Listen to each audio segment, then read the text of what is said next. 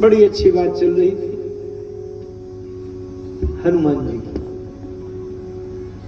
हनुमान जी लंका में गए तो क्या देखने गए, क्या ढूंढने गए? अच्छा एक बात है, मैं अपने विषय पर आऊंगा जो 2 दिन से चल रहा है, लेकिन हनुमान जी की चर्चा थोड़ी कर, उसी से जुड़ी हुई है, अलग नहीं है। हनुमान जी जब लंका गए, लंका को जला दिया, क्या पूरी लंका जल गई क्या? जारा नगर निमिषे कुमाही, एक विभीषण कर गृह नाही। विचार आता है कि भाई अगर 10, 25, 40 घरों का एक मोहल्ला बच जाए तो बात समझ में आती है। विभीषण जी के पीछे वाला भवन जल गया, दाहिने वाला जो भवन था वो जल गया, बाईं तरफ वाला जल गया, विभीषण जी के दरवाजे के आगे वाला जल गया, तो बीच में एक भवन क्यों बच गया? अच्छा आपसे मैं पूछूं, किसी को आग लगाकर जलाकर भस्म कर दिया जाए, ये अच्छा काम है कि बुरा काम? पाप कर्म है कि पुण्य कर्म है? क्या कहेंगे? किसी को आग लगा के जला के भस्म कर दिया जाए, पाप कर्म है? अच्छा, आग को उत्तर देने से पहले ये पूछ लेना चाहिए था कि जिसको आग लगाकर भस्म किया गया वो जिंदा था कि मरा हुआ? अगर जिंदा को जलाया गया है तो पाप कर्म है, अगर वो मर गया है तो सब लोग कहते हैं भाई आप तो ले चलो, जल्दी करो, कोई बात नहीं। इसका मतलब सब लोग समर्थन कर रहे हैं। और मरे हुए को अग्नि देना यह पुण्य कर्म है, पुण्य कर्म, पाप नहीं। हनुमान जी ने पूरी लंका को जलाया, एक विभीषण कर गृह नहीं। क्यों? हनुमान जी देख रहे थे कि लंका में कौन कौन जिंदा है, कौन मरे हैं। और जिंदा होने का सबसे बड़ा प्रमाण क्या है? अभी कीर्तन में जो बात बताई गई, जो राम का नाम बोले वो जिंदा, और जो राम का नाम ना बोले वो। पूरी लंका में देखा, रावण के घर में गए, क्या देखा?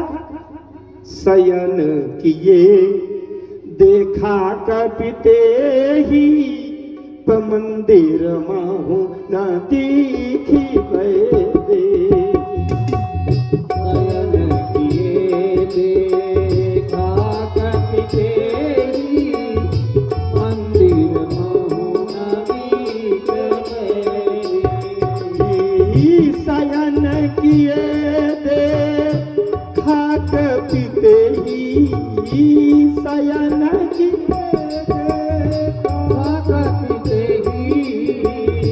मंदिर महुना दीखी बैदे। मंदिर महुना दीखी बैदे। मंदिर महुना दीखी बैदे।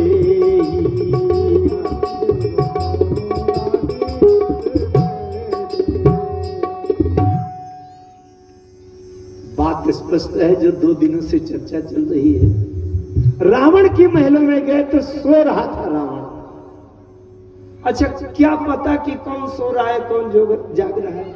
जागने का क्या लक्षण है? एक बार शंकर जी की समाधि लग गई, लेकिन 87,000 वर्ष के बाद राम राम शिव सुमिरन लागे, तो जान्यो सती जगतपति। जागने का लक्षण है, जो राम राम का स्मरण करे वो जाग गया, जो राम राम का स्मरण करे वो जिंदा है।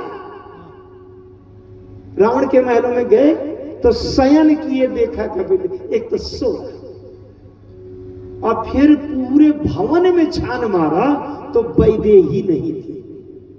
मंदिर मोहन दीख,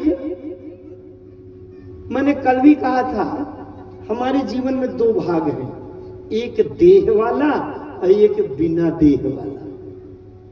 एक बार एक बड़े बुद्धिमान व्यक्ति थे और हमसे बात हो रही थी, उन्होंने कहा महाराज हम जितना देखते हैं उतना ही मानते हैं, जिसको हमने देखा नहीं उतना वो मानते भी नहीं। मैंने कहा जी आपने अपने कभी प्राण को देखा है? बोले नहीं प्राण को तो नहीं देखा। तो आप ये न मानते होंगे कि मेरे शरीर में प्राण है, कि मानते हैं? बोले नहीं प्राण तो है। मैंने कहा फिर वही बात, आपने जब कहा कि जितना हम देखते हैं उतना ही मानते हैं, तो प्राणों को कभी देखा नहीं है, तो ये क्यों मानते हैं कि आपके शरीर में प्राण है? भैया परमात्मा को जानने के लिए संसार के तर्क काम नहीं देते, बहुत समझ लीजिएगा। परमात्मा को बुद्धि प्रिय नहीं है, बुद्धि की चतुराई चालाकी बुद्धिमत्ता भगवान को स्वीकार नहीं है। भगवान को हृदय का भाव सब स्वीकार है, समर्पण भाव स्वीकार। संसार के तर्क परमात्मा तक नहीं पहुंच सकते, इसलिए राम अतर्क के बुद्धिमान, राम के वहां तर्क नहीं पहुंच। तर्क हमने अपनी बुद्धि से बनाई, और शास्त्र कहता है कि गो गोचर जहां लगी मन जाई सो सब माया, सब माया। हनुमान जी जब पहुंचे तो वहां मंदिर मौन दीख वैदेही, इसका मतलब बिना देह वाला तत्व गायब है। इसका उल्टा अर्थ लगाऊं तो ये हुआ कि हनुमान जी कह रहे हैं यहाँ केवल देही है, देहवाद है, देह की सुख सुविधा है, इन देह की इंद्रियों के विषय के सुख हैं, अब बिना देह वाला तत्व गायब।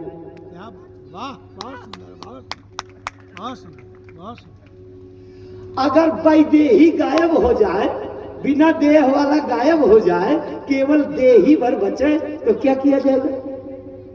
अरे 2 घंटा के अंदर राख बना दिया जाएगा, और क्या किया जाएगा?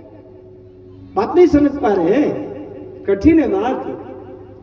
अरे ये देह में बिना देह वाला अगर गायब हो, ना कहीं दिखाई पड़े, डॉक्टर स्टेथोस्कोप लगा के यूं यूं देखे और हृदय अगर सुट सुट ना हो रहा हो तो डॉक्टर कह देता है ही इज डेड, ले जाओ। हनुमान जी ने छान मारा कि कहीं से सुट सुट जिंदा होने के लक्षण तो नहीं है, और मंदिर में दीख वैदे बिना देह वाला तत्व गायब, तो केवल देही है, उसको क्या किया जाएगा? पूरी लंका में घर घर छान मारा, कहीं जिंदा होने के लक्षण नहीं थे। हाँ एक जगह से जिंदा होने की आवाज आ गई। कहा जब विभीषण जी के घर के सामने ठहरे तो बोले राम राम ते ही सुमिरन कीना, हृदय हरस कपि सजन जीना।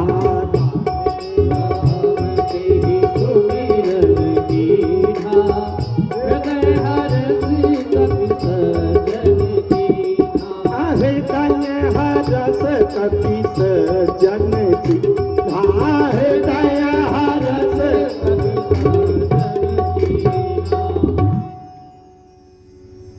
पूरी लंका में विभीषण जी में क्या अंतर है? केवल एक ही अंतर है कि पूरी लंका में कोई काम काम में डूबा है, तो कोई दाम दाम में डूबा है, तो कोई धाम धाम में डूबा है, लेकिन विभीषण जी रातों दिन रात राम में डूबे हैं। और जो राम में डूबा होगा वो जिंदा होने का लक्षण है, और वहां हनुमान जी उसको जलाएंगे नहीं। केवल इतने तो अंतर है लंका में। पूरी लंका में विभीषण जी हैं कि विभीषण राम राम कर रहे हैं, राम राम तेज। बातें तो इसमें बहुत हैं, लेकिन मेरा विषय वहां का है, विदेह नगर का और वैदेही का। यद्यपि यहां भी वैदेही की चर्चा हो। हनुमान जी किसको ढूंढने गए थे? वैदेही। एक बात बता दूं थोड़ी सी, यद्यपि बात लंबी हो जाती है। समुद्र के किनारे बंदर बैठे थे और संपाति जी महोदय आ गए, उन्होंने कहा सबको खा जाऊंगा। बेचारे बंदर घबरा गए, डर पे गीत वचन सुनी काना, अब भाव मरण सत्य हम जाना। अच्छा संपाति जी को देख करके अंगद जी ने जटायु का नाम ले लिया। कहे अंगद विचार मन माही, वो धन्य जटायु सम को नहीं। जटायु का नाम लेने से संपाति ने कहा अब तुमने एक ऐसा नाम ले लिया है कि तुम्हें किसी को खरोच तक नहीं आएगी। जटायु कौन है? भक्त। अगर एक भक्त का नाम लेने से हजारों बंदरों के प्राण बच सकते हैं तो भगवान का नाम लेने वाला कितना सुरक्षित है। अच्छा, संपाति जी ने कहा मोह ले जाओ सिंधु तट देव तिलांजल ताई। संपाति जी ने तिलांजल लिया। फिर एक घटना बताई। एक बार मैं और जटायु दोनों भाई भाई हैं, मेरा छोटा भाई है। सूर्य भगवान के पास जा रहे थे, जरा देखे कितनी गर्मी है, कितना तेज है। तो तेज न सही सके, जटायु तो लौट ही आया, मुझसे छोटा है, हिम्मत से घबरा गया। मैंने कहा लौट जाओ, तुम छोटे हो ना, लौट जाओ। मैं अभिमानी रवि नहीं आ रहा, जरे पंख रहती तेज ये पारा। मैं केवल एक शब्द देने के लिए थोड़ी सी जल्दी में बात बता रहा हूं, नहीं अगर प्रसंग को विधिवत कहीं का भी ले लूं तो पूरे कई दिनों तक वही चलेगा। तो थोड़ी देर में संपाति जी ने पूछा बंदरों से, ये बताओ तुम कहां हो, कहां जा रहे हो, क्यों बैठे हो, कहां से आए हो? बंदरों ने कहा हम सीता को ढूंढ रहे हैं वैदेही की खोज में। संपाति जी ने कहा मिली वैदेही? बोले नहीं मिली। संपाति जी ने कहा ये बैठी है, ये 15 फीट के नजदीक में देख रहा हूं। बंदरों ने ऐसे ऐसे देखने लगे। अच्छा, 15 फीट की गिनती लिखी है, नाप तौल लिखी है मानस, आप उसको ध्यान से पढ़ें। अगर कहीं 1 किलोमीटर दूर से कोई देखे तो 1 किलोमीटर दूर से पेड़ों का झाड़ तो दिखाई देगा, बगीचा है, पता नहीं महुआ का है कि आम का है कि इमली का है, और काहे का अमरूद का है, काहे का बगीचा है। लेकिन संपाति जी इतने नजदीक से देख रहे हैं कि ताहा अशोक उपवन जहां रहाई। इसका मतलब अशोक के पेड़ की पत्तियों से पहचान हो रही है कि अशोक का पेड़ है। अब आप कहेंगे अशोक का पेड़ तो 50 फुट दूर से भी दिख सकता है कि ये बरगद है, वो वृक्ष है, वो वृक्ष है। और आपने कहा 15 फुट की नाप लिखी। बहुत ध्यान से समझिए, अगर 50 फुट दूर से यहां से पांडाल के पीछे कोई व्यक्ति बैठा है, ये तो पहचान सकते हैं आप कि फला व्यक्ति बैठा है, लेकिन आप चेहरे की रेखाएं देखे बिना ये नहीं समझ पाएंगे कि ये प्रसन्न चित्त है कि उदास है कि निराश है कि मुरझाया हुआ चेहरा। जब संपाति जी ने बताया ये बैठी है सीता, तो बंदरों ने पूछा ये बताइए सीता जी हंस रही हैं, खिलखिला रही हैं, प्रसन्न है कि दुखी? अगर हरण के बाद सीता खिलखिला रही हो तो इसका मतलब सीता जी का मन था वहां जाना। लेकिन संपाति जी ने बताया कि ताहा अशोक उपवन जहां रही, सीता बैठी सोच रत आई। संपाति जी ने यह देख लिया कि सीता जी के मस्तक की रेखाएं कैसी हैं, यहाँ आंखों के नीचे सिकुड़न पड़ी है कि नहीं, यहाँ सोच की रेखाएं हैं कि नहीं, सीता का चेहरा प्रसन्न है कि उदास है कि निराश है कि मुरझाया हुआ है। संपाति जी ने चेहरा देखकर बता दिया कि सीता बैठे सोच रही। अच्छा, तो चेहरे का जो रेखाएं मुद्रा देखकर कोई बता दे कि ये उदास है, दुखी है, निराश है, इसका मतलब 15 फीट नजदीक से देखेगा तभी चेहरे की मुद्रा समझ पाएगा कि प्रसन्न है कि दुखी है।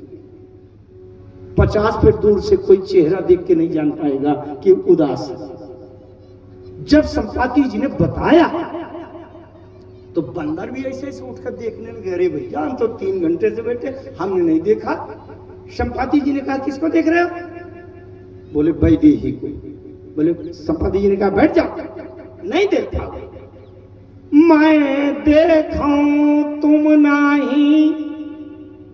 नहीं देख पाओगे। बंदरों ने कहा क्यों नहीं देख पाएंगे? आप जब देख सकते हैं तो हम क्यों नहीं देख सकते? बड़े ध्यान से समझना, कथा नहीं है ये, कथा के बीच के मर्म है। संपाति जी ने पूछा बंदरों से, ये बताओ तुम किसको देखना चाहते हो? बंदरों ने कहा वैदेही को देखना चाहते हैं। संपाति जी ने कहा किन नेत्रों से देखना चाहते हो? बंदरों ने कहा देही के नेत्रों से देखना चाहते हैं। संपाति जी ने कहा यही तो विडंबना है कि देही के नेत्रों से देही को देखा जा सकता है, पर वैदेही को। संपाति जी से पूछा गया आप क्यों देख रहे हैं? तो बोले मैं हूं तो देह में, परंतु जब मेरे पंख जल गए थे तो मुनि एक नाम चंद्रमा वो ही लागी दया देखिए मोही विविध भांति ते ज्ञान सिखावा और देह जनित अभिमान। जब तक देहाभिमान दूर नहीं हुआ तब तक वैदेही का दर्शन किसी को नहीं। हनुमान जी ने लंका क्यों जला दिया? क्योंकि यहाँ केवल देही है और वैदेही गायब है, तो जलाओ। तो जिना हरि भागति हृदय नहीं आनी,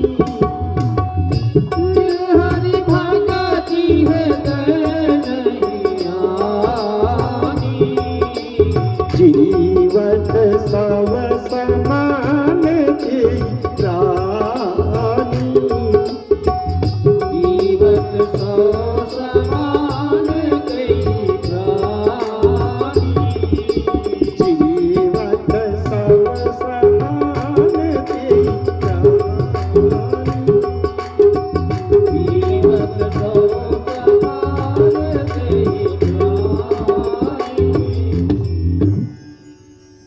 मुर्दा दो तरह के होते हैं संसार में।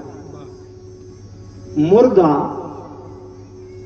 दो तरह के होते हैं संसार में, एक मरा मुर्दा और एक जिंदा मुर्दा।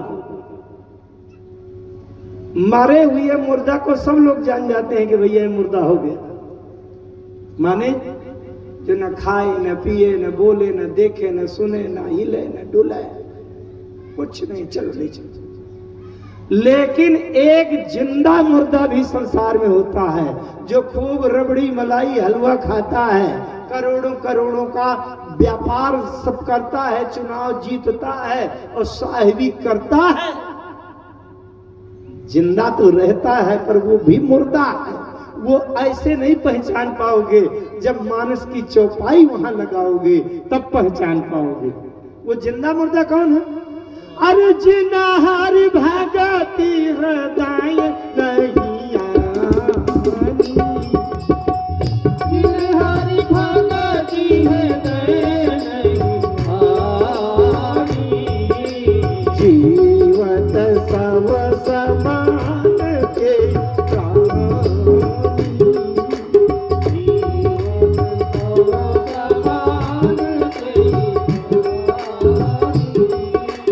जीवत सब समान के प्राणी,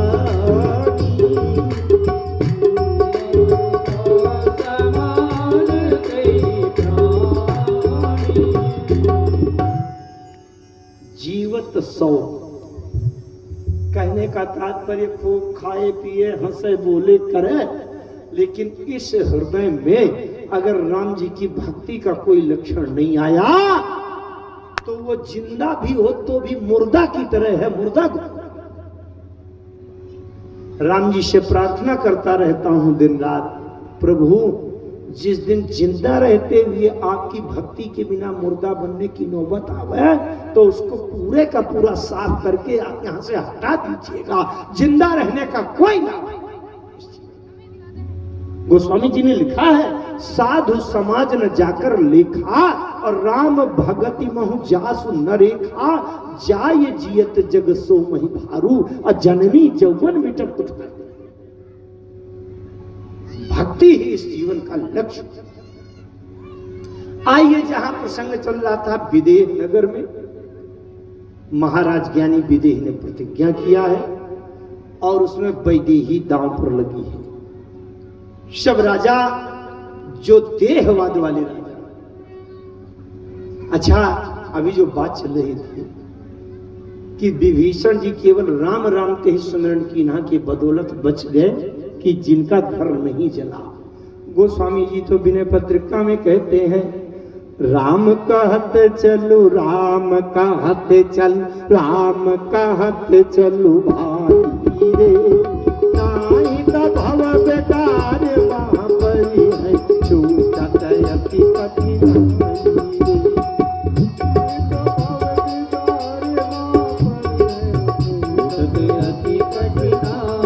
रे, नाई त भव बेकारी वहाँ परी है, छूटत अति कठिनाई रे, नाई त भव बेकार वहाँ परी है, छूटत अति कठिनाई। बेगार जानते हैं आप लोग? बेगार, बेगार क्या कहते हैं?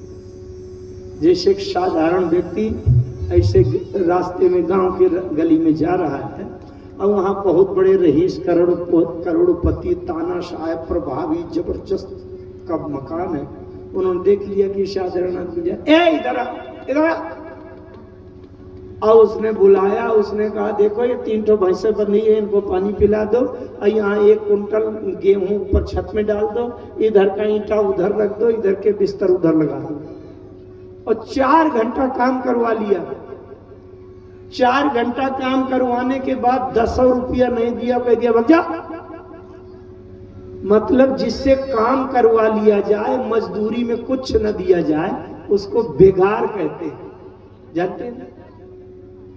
गोस्वामी जी कहते हैं भैया जीवन पथ पर राम राम राम कहते कहते निकलो, और नहीं यहाँ इस रास्ते में जीवन पथ के मार्ग में इतने बड़े बड़े जबरदस्त हैं कि तुमको बेगार में पकड़ लेंगे और बाद में कुछ नहीं मिलेगा, जीवन चूस लेंगे और भगा देंगे। कितने बड़े बड़े जबरदस्त 20, 22, 25 साल के हुए तो काम ने अपनी तरफ खींच लिया, विवाह करा दिया गया तो काम ने अपने रंग रस में डुबा लिया। अब बाद में 4 बच्चे पैदा हो गए, किसी की चड्डी, किसी का बस्ता, किसी की दवाई, तो अब पैसा कमाओ, तो लोभ ने अपनी तरफ खींच लिया और जीवन में क्या मिला? कुछ नहीं। बोले संसार के भावपथ में, जीवन पथ में अगर बेगार से बचना हो तो बेगार से बचने का एक उपाय है। क्या? हम कोई साधारण व्यक्ति, हम जैसे लोग निकले चले जा रहे हैं और रास्ते में बड़े जबरदस्त करोड़पति आदमी है, उन्होंने कहा इधर आ, इधर आ, इधर की मिट्टी उधर डालो, इधर की भैंस उधर बांधो, गाय का ये गोबर इधर फेंक दो। तो उसका एक सबसे अच्छा उपाय क्या? वो अगर करोड़पति हैं, 2-4 गांव के तानाशाह हैं, तो आप पूरे मध्य प्रदेश के सबसे बड़े तानाशाह का नाम ले लो। भैया उन्होंने बुलाया था, डीजीपी साहब ने, मुख्यमंत्री ने बुलाया, जल्दी चले आओ, और उन्हीं के लिए जल्दी से जा रहा था। अब आप कहो तो आपका गाय गोबर ये करता रहूं और 4 घंटे 6 घंटे अगर लेट हो जाऊंगा तो वो अगर डांटेंगे कि इतनी देर से क्यों आए हो, तो मैं आपे का नाम बता दूंगा कि उन्होंने फंसा लिया था। तो भैया उसके पसीना छूट जाएंगे, अरे आफत न मुड़ियाओ और तुम जाओ जाओ जाओ जाओ भागो, मैं और किसी को पकड़ लूंगा। संपूर्ण सृष्टि में मेरी जो प्रत्येक बात तो वही के निवेदन के लिए रहती है। संपूर्ण सृष्टि में सबसे बड़ा तानाशाह, जबरदस्त, प्रभावी, शक्तिशाली कौन है? राम जी हैं। तो राम जी का नाम लेते हुए चलो, न काम अपनी तरफ खींचेगा, न क्रोध अपनी तरफ बुलाएगा, न लोभ आपको फंसाएगा। सबसे बड़ा राम। और केवल ऐसे भावुक बात नहीं है, जब धर्मशास्त्रों के सिद्धांत की चर्चा होती है तो मैं उस सिद्धांतों की मैं विस्तार करता हूं कि काम राम के स्मरण से काम कैसे छोड़ेगा और क्रोध कैसे छोड़ेगा और लोभ कैसे छोड़ेगा। ये इससे बचने के लिए राम ही एकमात्र है। ये शास्त्र के सिद्धांतों से। आइए विदेह नगर में विदेह है, महाराज विदेह के यहाँ जो प्रतिज्ञा हुई है, वैदेही दांव पर लगी है और शंकर जी का धनुष। शिव जी का धनुष क्या है? कल चर्चा हुई थी। शिव जी माने अहंकार, अहंकार शिव बुद्धि आज मन शशि चित्त महान। शिव जी अहंकार। ये धनुष क्या है? कठोरता है।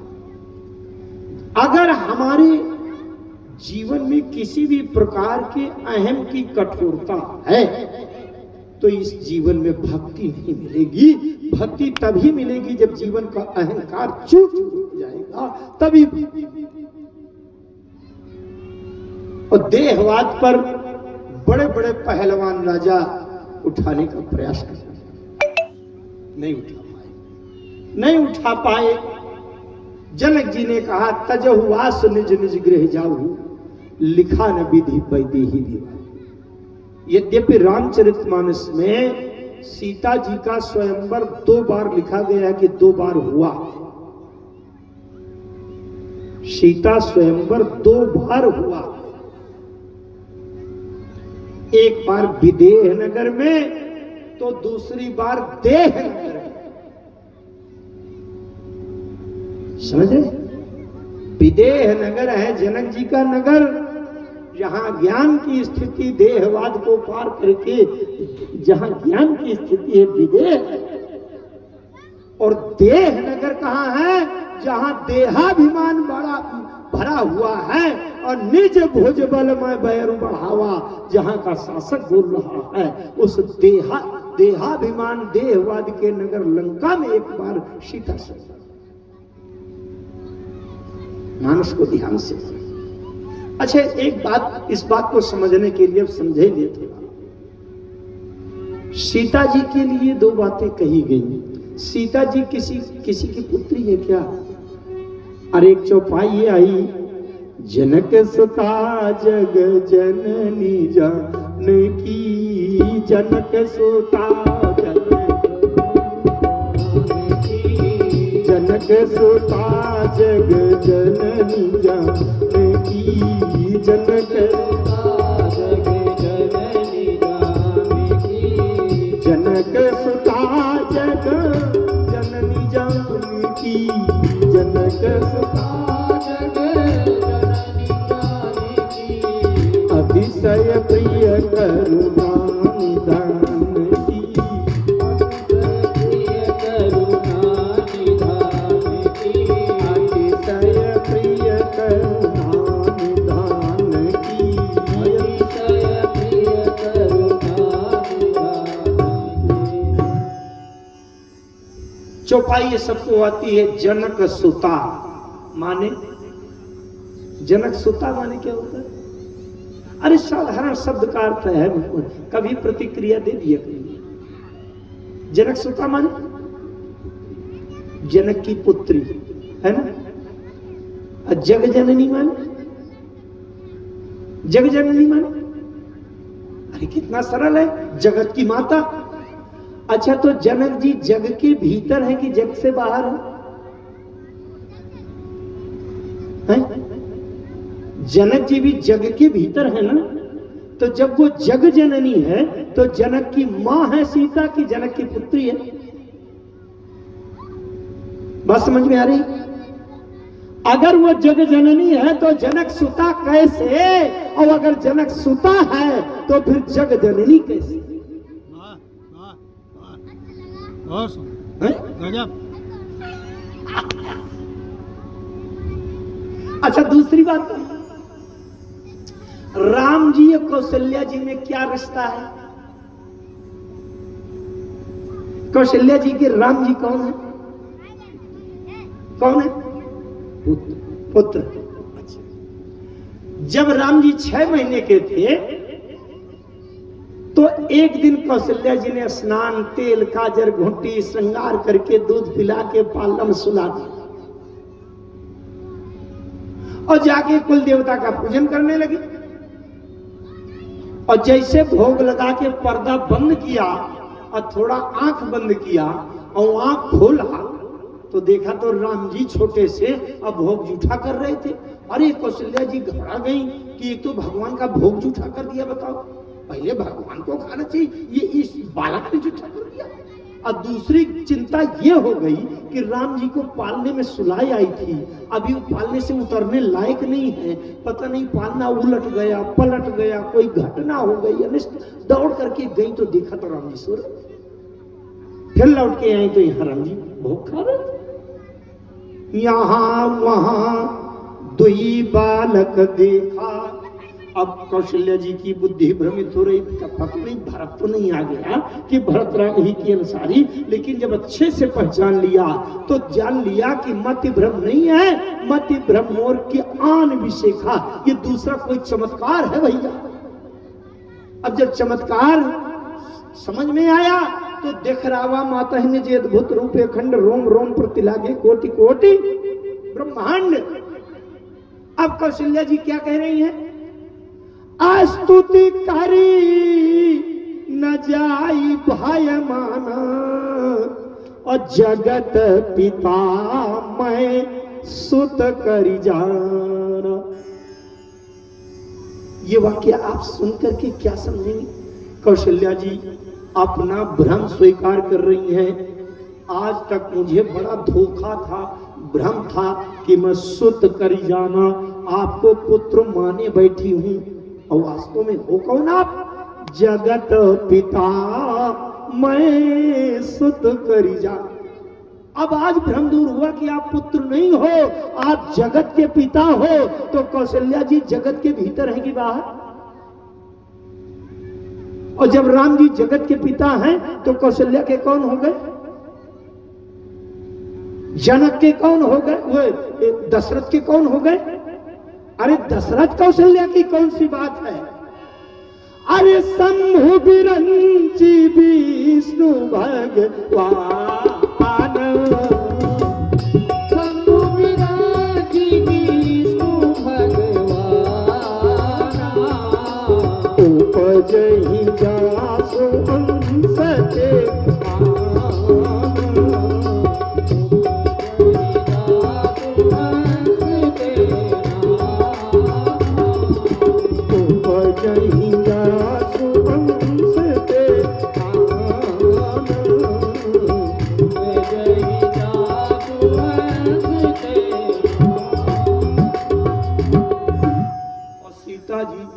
अगणित लक्ष्मी उमा ब्रह्मानी, अगणित लक्ष्मी उमा ब्रह्मानी, अगणित लक्ष्मी उमा ब्रह्मानी, अगणित लक्ष्मी उमा ब्रह्मानी, जासु अंश उपजहि गुण खानी,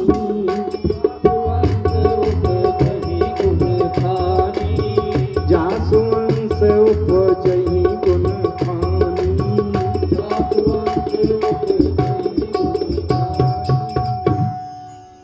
जिनके अंश से तमाम ब्रह्माणी, रुद्राणी और लक्ष्मी निकल आती हैं, तो क्या वो जनक की बिटिया होगी? आदि शक्ति जेहि जग उपजाया, जग को इसी ने उपजाया। वास्तव में क्या है? ध्यान से सुनिए। सीता जनक की बिटिया है, ये तो संसार में विदित है, ये देहवाद है, ये भौतिक दृष्टि है, ये बाहर की दृष्टि है। लेकिन सीता जनक की भी माता है, जगत जननी है, ये जानने के लिए आपको राम कथा सुननी पड़ेगी और रामचरितमानस में समर्पण करना पड़ेगा, तब हम केवल दशरथ का पुत्र जान ले राम को, ये यथार्थ जानना नहीं है। यथार्थ जानना तो ये है कि जगत पिता रघुपति ही बिचारी और भारी लोचन छबिले हो। राम जगत पिता है। कौशल्या जी की दृष्टि पहचान गई कि जगत पिता में सुत करी जाना, इसके लिए राम कथा सुनना पड़ेगा आपको। अगर राम में जगत पिता देखना है, सीता जी को जगत जननी के रूप में देखना है, तो आपको राम कथा सुननी पड़ेगी और रामचरितमानस में समर्पण करना पड़ेगा। और नहीं संसार में देख रहे हो, दशरथ का बेटा राम, जनक की बिटिया सीता, ये संसार होती है। अच्छा, ये तो राम जी की बड़ी कृपा है, अपार कृपा है कि संसार के किसी दशरथ कौशल्या को अपना पिता बनाकर उनको सम्मान दे दिया और उनके चरणों में सिर रख दिया। ये राम की उदारता है, राम की जगत जननी जानकी की ये उदारता है कि किसी जनक और सुनैना को अपना माता पिता बनाकर उनको अधिकार दे दिया, ये लो पिताजी, मेरा विवाह जहां कर दोगे, जिस पद्धति से करोगे मुझे स्वीकार है। ये जगत जननी जानकी की उदारता है, कृपा। जगदम्बा पराम्बा भगवती आदिशक्ति महाशक्ति माया, उनकी कृपा। अच्छा, तो जब उनकी कृपा से अधिकार देने से ही अगर किसी को मिलना है तो वो अधिकार चाहे एक राजा महाराजा को दे दे और चाहे एक झाड़ू लगाने वाले चपरासी को अधिकार दे दे। जब अधिकार देने से ही मिलना है तो अधिकार चाहे जिसको दे दिया जाए। लंका कांड की थोड़ी सी चर्चा करूंगा, संदर्भ यही। जामवंत जी ने राम जी से कहा, सरकार मंत्र कहो निज मति अनुसारा और दूत पठाई बाली को लंका भेज दीजिए अंगद जी। राम जी ने कहा ठीक है, जाओ बाली पुत्र तुम चले जाओ। अंगद जी ने कहा, प्रभु ये बताइए क्या उद्देश्य लेकर जाना है? राम जी कहते हैं, काज हमारा सोहित हो,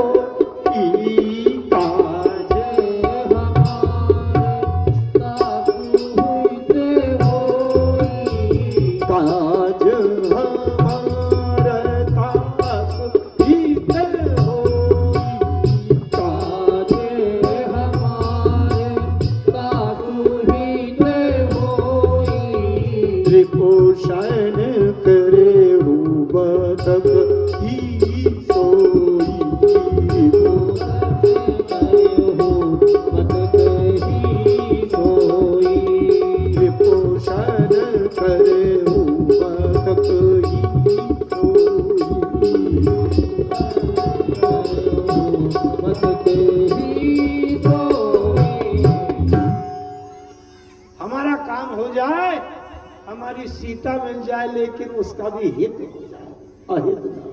वही बातचीत। अंगद जी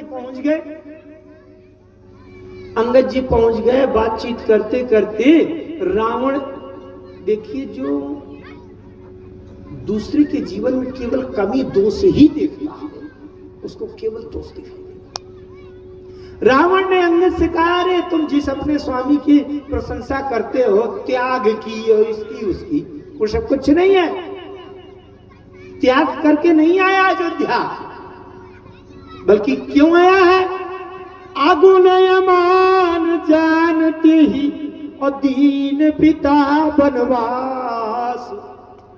अगुण माने इसमें कोई गुण नहीं थे, किसी लायक नहीं था, तो पिता ने कान पकड़ करके बाहर निकाल दिया, ना लायक कह के निकल जाए जंगल में।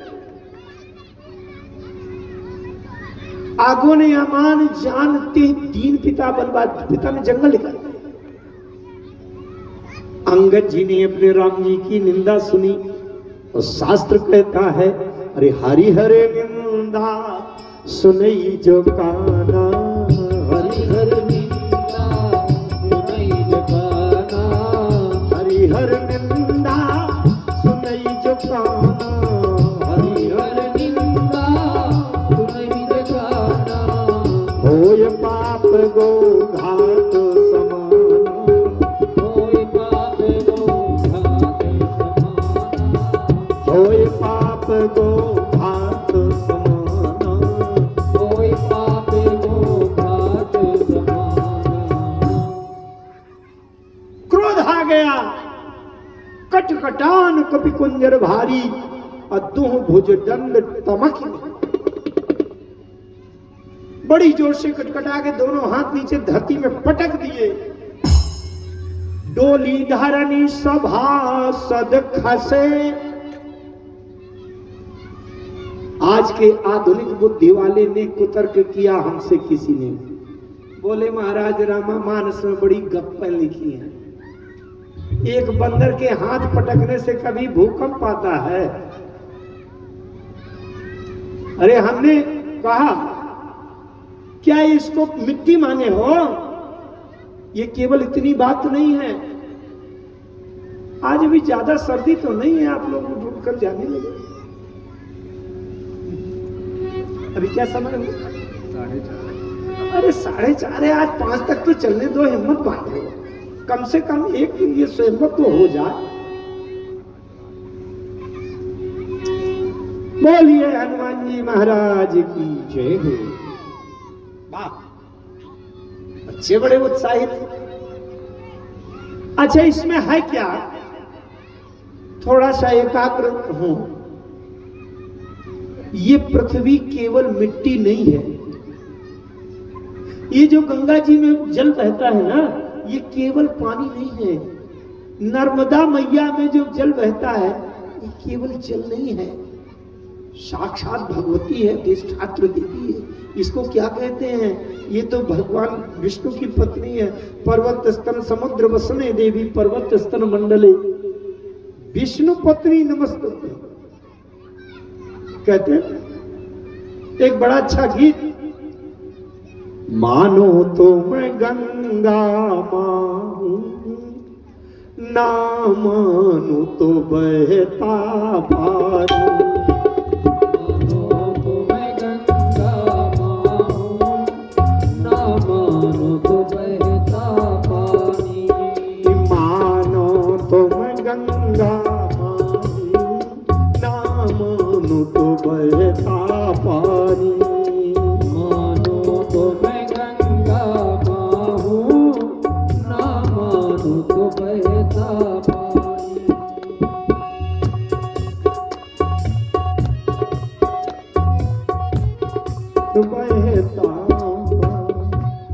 समय नहीं है, इसलिए केवल स्मरण किया। अंगद जी ने क्या प्रयोग किया, बड़े ध्यान से समझना। अंगद जी ने हाथ पटक कर पृथ्वी से कहा, अरे धरित्री, ये दुष्ट दुराचारी पापी तुम्हारे दामाद की निंदा कर रहा है। राम जी इस पृथ्वी के दामाद हैं, क्योंकि पृथ्वी की बेटी है सीता, भूमिजा उर्विजा, और सीता के पति हुए इसके दामाद। पृथ्वी पर हाथ पटक के कहा अंगद जी ने, ये बताओ धरत्री, ये दुष्ट दुराचारी पापी कहीं का तुम्हारे दामाद की निंदा कर रहा है, तुम केवल मिट्टी की मिट्टी ही बनी रहोगी कि कुछ कर सकती हो? हाथ पटक कर जैसे कहा तो पृथ्वी ने हिल करके बता दिया, और क्या कह दिया, अंगद तुम संघर्ष करो, मैं तुम्हारे साथ हूं।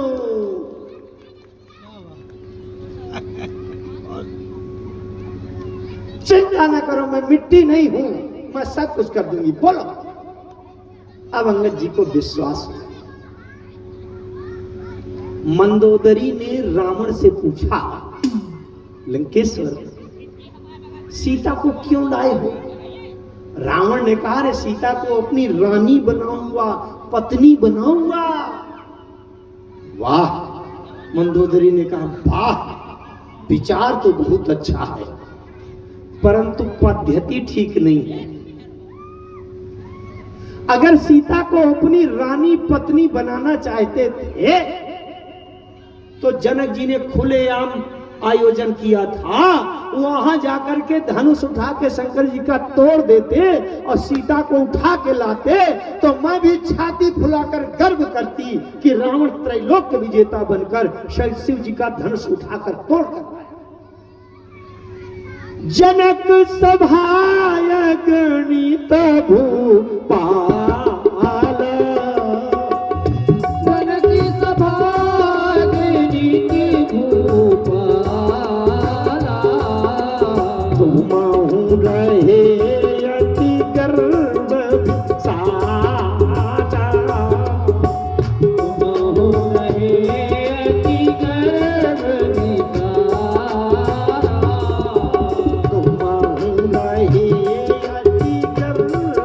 साचा,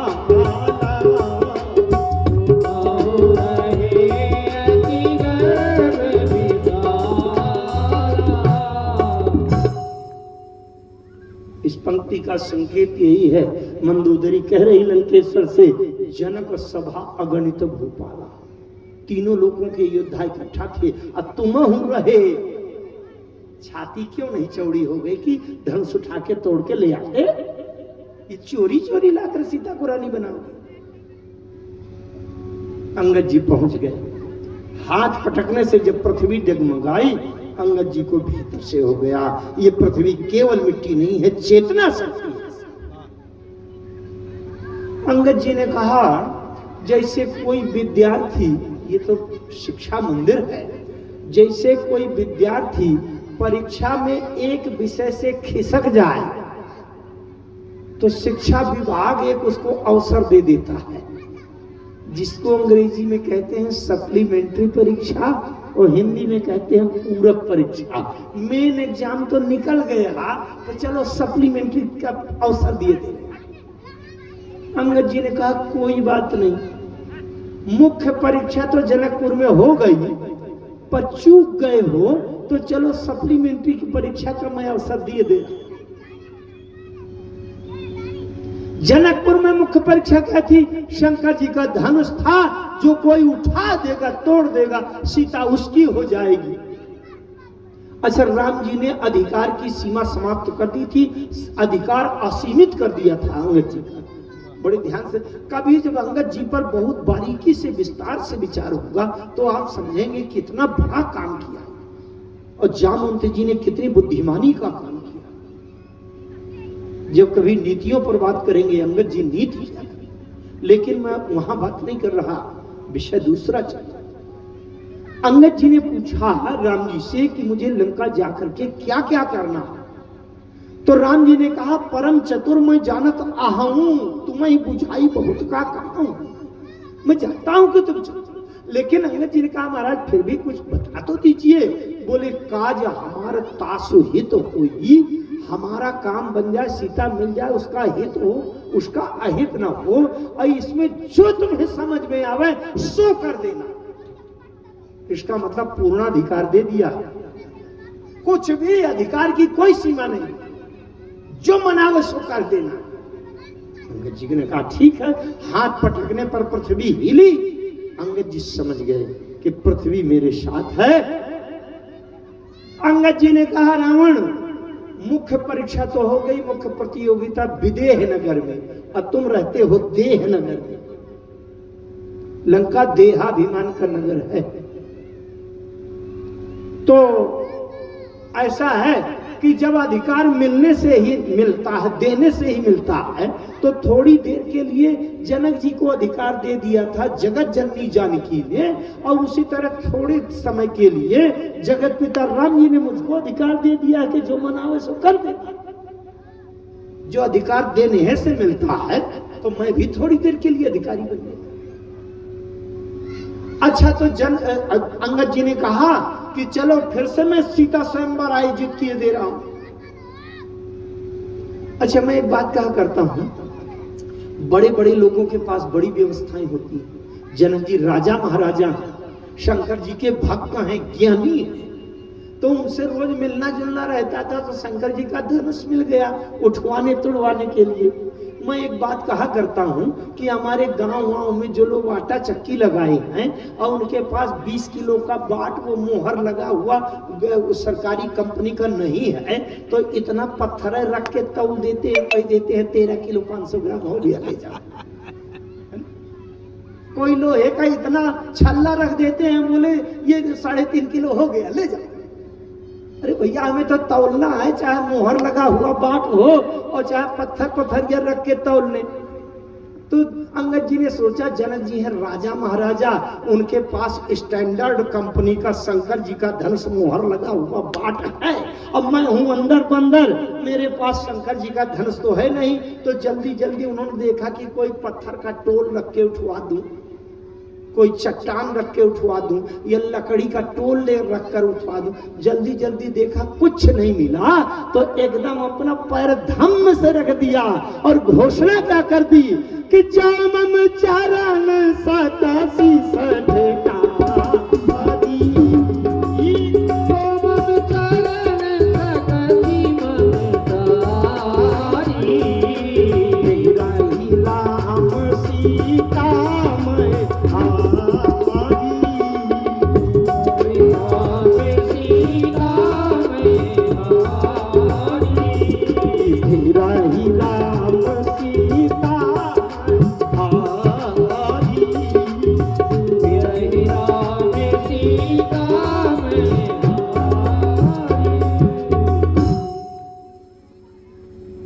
अगर मेरा पैर उठा दो, जनक जी ने शंकर जी का धनुष रखा था, कोई उठा के तोड़ दे तो सीता उसकी हो गई, दांव पर लगी है। ऐसी तरह दांव में मैंने लगा दिया कि सीता दांव पर लगी है, कोई पैर हिला दे तो सीता तुम्हारी। राम जी लौट से लंका के तमाम योद्धा उठे, पैर उठाने लगे। जब नहीं उठा, पूरे एक एक लक्षण है। वहां जनकपुर में श्री हत भय हारी ही राजा, अब बैठे निज निज जाय समाज। यहाँ गयऊ तेज हत भयऊ तेज हत श्री सब गई, मध्य दिवस जिमि शशि सोहई। बिल्कुल एक ही लक्षण। अच्छा, तो मेघनाद समकोटि सत जोधा रहे, सुबह उठे हर्षाय, झपटा ही उठाई नक्का पीछा। गोस्वामी जी ने लिख दिया, भूमि न छाड़त कपि चरण, देखत रिपुमद भाग। आधुनिक कुतर्क करने वालों ने कहा, महाराज ये भी गप लिखी है क्या? अरे जिस लंका में पूरा कैलाश उठा लेने वाले थे, बड़े बड़े योद्धा थे, ये बंदर का चरण कितना वजनदार होगा? वो तो उठा के आकाश मंडल में हवा की सैर करा देते। झूठ लिखा है। मैंने कहा तो भैया अर्थ बदल लो। पहले अर्थ था कि भूमि न छाणत कपि चरण, बंदर का चरण पृथ्वी को छोड़ नहीं रहा। अगर तुम्हें विश्वास नहीं हो रहा तो अर्थ बदल लो। ध्यान से सुनना। हमने कहा बंदर का पैर तो उठ जाता है, लेकिन अब भूमि न छाड़त कपि चरण। अब बंदर का पैर जब उठता है तो पृथ्वी बंदर के पैर को नहीं छोड़ रही, वो बंदर के पैर में चिपकी चली जा रही है। अब बताओ क्या करें? अब भूमि न छाड़त कपि चरण, पृथ्वी बंदर का पैर नहीं छोड़ रही, चिपकी है। किसी ने पूछा कि ये पृथ्वी को इतना बंदर के पैर से क्या लगाव है? मैंने कहा जिसकी बेटी दांव पर लगी हो और बेटी दुष्ट दुराचारी पापी के हाथों जाने वाली हो, उसकी मां पूरी शक्ति लगा देगी पर दुष्ट दुराचारी के हाथों जाने नहीं देगी। इसलिए धरती ने आकर्षण शक्ति लगा दी। अंगद जी जैसे भक्त के चरणों से चिपके। दो सिद्धांत काम कर रहे हैं। वहां जनकपुर में जो धनुष नहीं उठ रहा, उसके लिए गोस्वामी जी ने बड़ी अच्छी एक बात कही। देवियों ध्यान से सुनो। अगर कोई पति परायणा मन वाणी कर्म से सती पति स्त्री पतिव्रता स्त्री है, उसके पास कोई दूसरा कामी पुरुष उसको काम व्यवहार के लिए उत्तेजित तैयार करे, वो सती स्त्री कभी तैयार नहीं हो सकती। ये जनकपुर की बात है, लिखा है मानस में।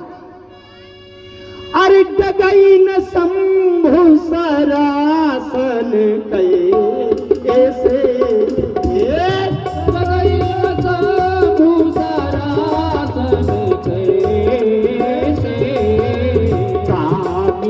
बचन सती मन जैसे,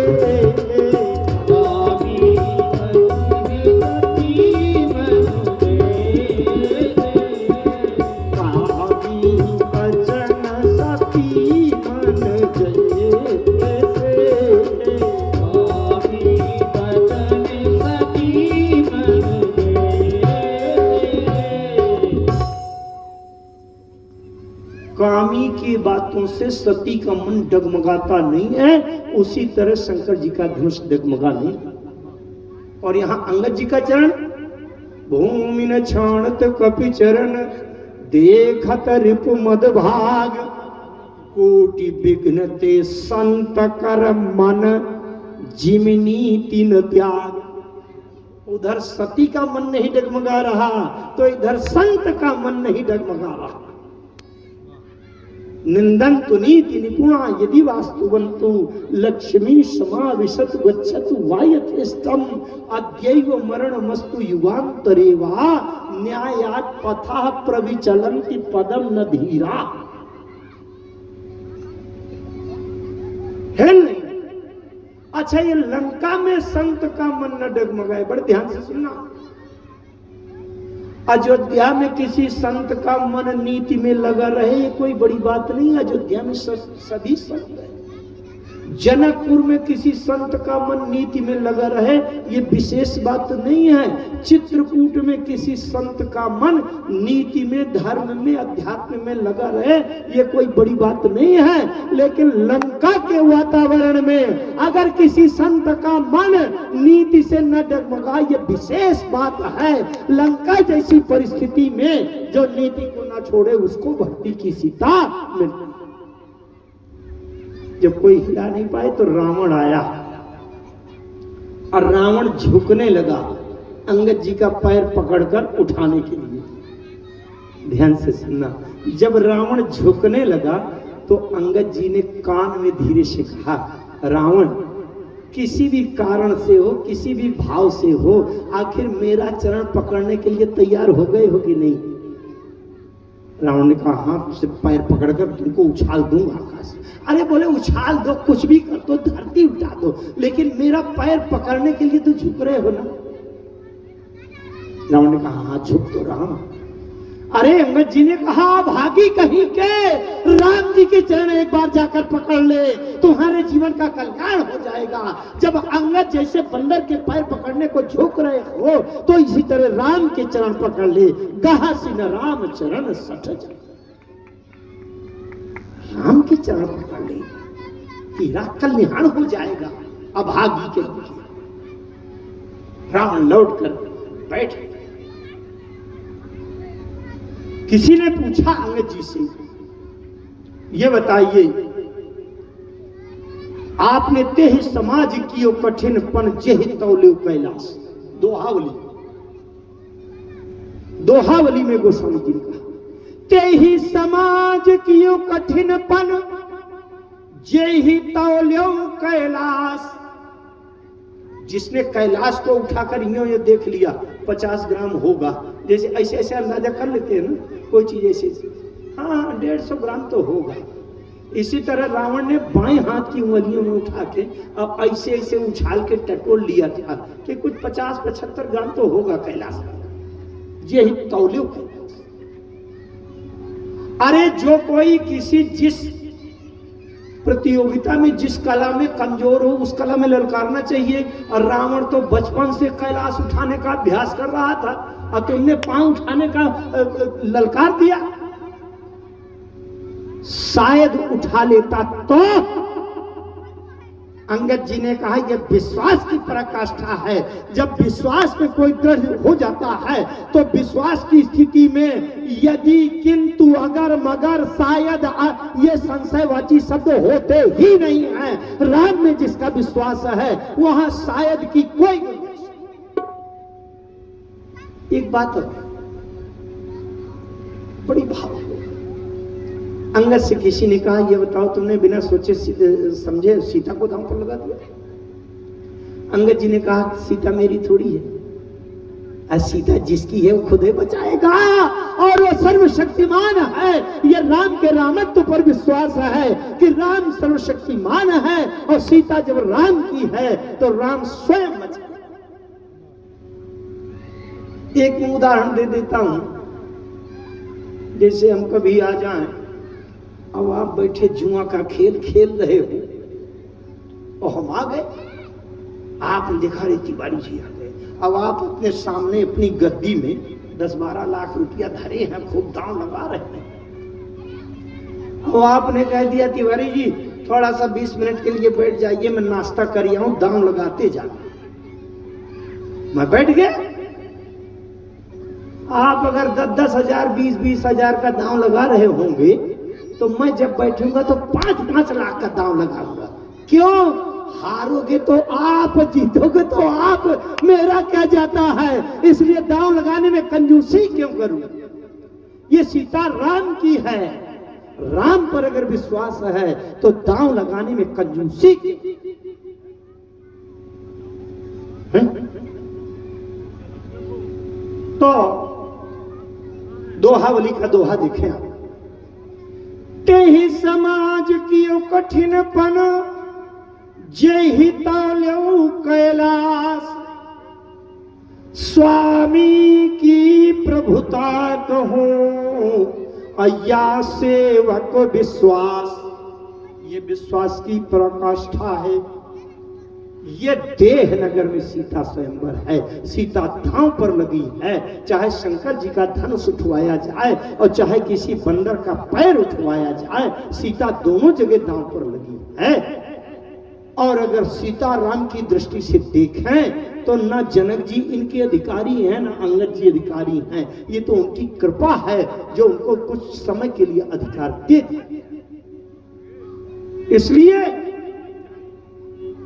अच्छा, ये एक चुनौतीपूर्ण बात है।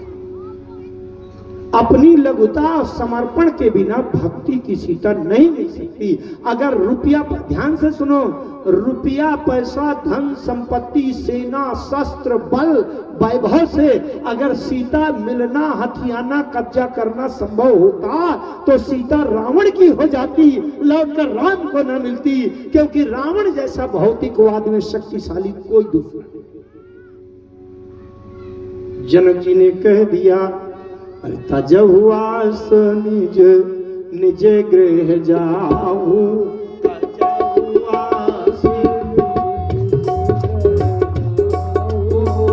तजहुआस निज निज गृह जाऊ, तजहुआस निज